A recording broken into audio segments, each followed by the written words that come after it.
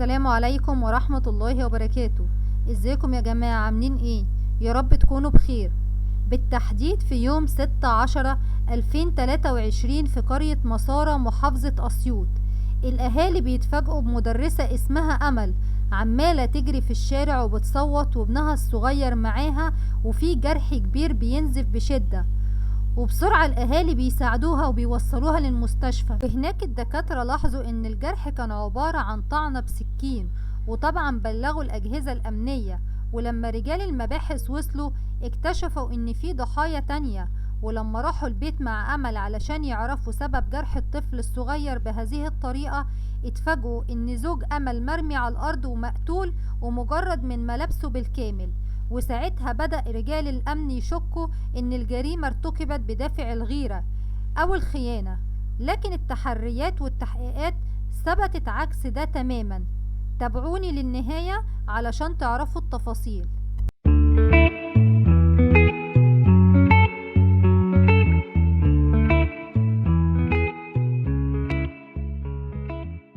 القصة من البداية بدأت لما تقدم يسري اللي كان بيشتغل مدرس في إحدى مدارس أسيوط لخطبة زميلته أمل اللي بتشتغل معاه في نفس المدرسة، وتمت الخطوبة بعد قصة حب طويلة، وبعد فترة اتجوزوا وعاشوا مع بعض حياة سعيدة، وكانت حياتهم بسيطة لكن كانوا سعداء جدا. وأمل أنجبت من يسري 5 أطفال. يسري وأمل كان زيهم زي أي أم وأب بيشتغلوا وبيجتهدوا علشان يوفروا لأولادهم طلباتهم، وكانوا متعاونين جدا. لكن كان عندهم مشكلة، وهي إن الشقة اللي ساكنين فيها مساحتها صغيرة، وكان لازم يجيبوا شقة أكبر. وساعتها اقترحت أمل على زوجها إن هم يشتروا قطعة أرض ويبدأوا يبنوها واحدة واحدة، لكن يسري رفض، والسبب كان غريب، وإن هو بيخاف من الحسد، وإن شراء قطعة أرض هيلفت الأنظار ليه. لكن أمل كانت متمسكة برأيها وما كانتش مقتنعة خالص بكلام يسري، واقترحت أمل على زوجها إن هم يبدأوا يحوشوا فلوس الأرض من غير ما حد يعرف ويشتروا الأرض. واقتنع يسري وجهدت كتير أمل علشان تجمع المبلغ، ووصل بيها الحال إنها باعت كل ذهبها علشان تكمل الفلوس وتحقق حلمها، ويبقى عندها بيت كبير يكفيها هي وأولادها. وفعلا أمل ويسري بيشتروا بيت مكون من 3 أدوار، وكانوا سعداء جدا. لكن السعادة دي مدامتش كتير، وكأن فعلا يسري كان قلبه حاسس، وبدأ حياتهم تبقى كلها مشاكل على أتفه الأسباب، وتحولت حياتهم 180 درجة من حب وتفاهم لشجار وضرب وإهانة. وكان بيوصل بيهم الحال إنهم بيتخاصموا بالأيام وبالشهور، ويوصل الحال إن يسري كمان كان بيسيب البيت ويمشي. وأمل فكرت كتير جدا في سبب المشاكل اللي بتحصل والحالة اللي هم وصلوا لها، ملقوش أي مبرر غير إنهم فعلا اتحسدوا، أو إن في شخص عمل لهم سحر علشان يفرق ما بينهم وتبقى حياتهم كلها مشاكل. وخصوصا إن كان كل أهالي القرية والأصدقاء بيضربوا بيهم المثل في التفاهم والحب اللي بينهم. يسري وأمل لجأوا لشيوخ كتير واتبعوا طرق كتير جدا متعارف عليها للعلاج من الحسد، لكن ما كانش فيه أي نتيجة، وبدأ الموضوع يزيد أكتر وأكتر، وبدأوا الناس يسمعوا بمشاكلهم، وده عمره ما كان بيحصل. وفي يوم أمل كانت بتحكي لصديقة ليها في الشغل عن المشاكل اللي في حياتها، وإنها متأكدة إن اللي بيحصل ده بسبب الحسد.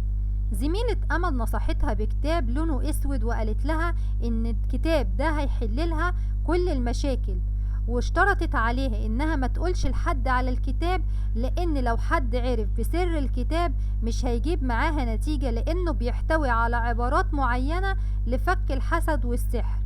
أمل وهي بتقرأ الكتاب كان مليان طلاسم، وأثناء قراءتها لاحظت أمل بتغير كبير في مشاعرها وسلوكها اتجاه زوجها، وبدأت تزداد عنف أكتر، وبدأ يجيلها تهيؤات إنها لازم تنهي حياة زوجها علشان ترتاح من اللي وصلوا ليه. وكانت أمل متأكدة إن قراءتها للكتاب هي السبب في الحال اللي هي وصلت له. وبعد فترة بدأ يلاحظ يسري اختلاف في شخصية أمل، ولما سألها عن السبب قالت له على الكتاب.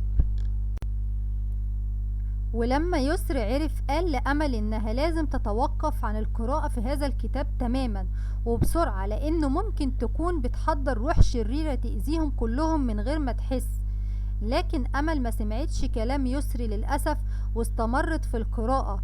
وبعد ما انتهت أمل من قراءة الكتاب، وفي يوم الواقعة أمل بتخبي سكين في غرفة النوم وما كانتش عارفة هي بتعمل كده ليه. وبيجي يسري من الشغل وأمل بتعامله معاملة كويسة جدا، وده بيخلي يسري إنه يطلب منها إنهم يجتمعوا مع بعض. وبتوافق أمل على طلب يسري، وأثناء العلاقة بتتوجه أمل ناحية السكين من غير ما جوزها يحس، وبتذبح جوزها على الفور، وبتتجه لغرفة الأطفال وبتقوم بطعن طفلها الصغير. ولحسن حظها بتفوق أمل من اللي هي بتعمله، وبترجع بسرعة للأوضة اللي كان فيها جوزها وبتحاول تنقذه. لكن للأسف كان فارق الحياة. وفي الوقت ده أمل خدت ابنها وطلعت بسرعة علشان تلحقه. ولما وصلوا رجال الأمن المستشفى، أمل اعترفت لهم بكل حاجة حصلت، وتحولت أمل للمحاكمة والكشف على قواها العقلية. ولكن اللجنة الطبية أقرت إنها مسؤولة مسؤولية كاملة عن كل تصرفاتها، وتم الحكم على أمل بالإعدام. وبكده خلصت قضيتنا. ما تنسوش تدعموني باللايك والشير وتفعلوا زر الجرس. دمتم في أمان الله، والسلام عليكم ورحمة الله وبركاته.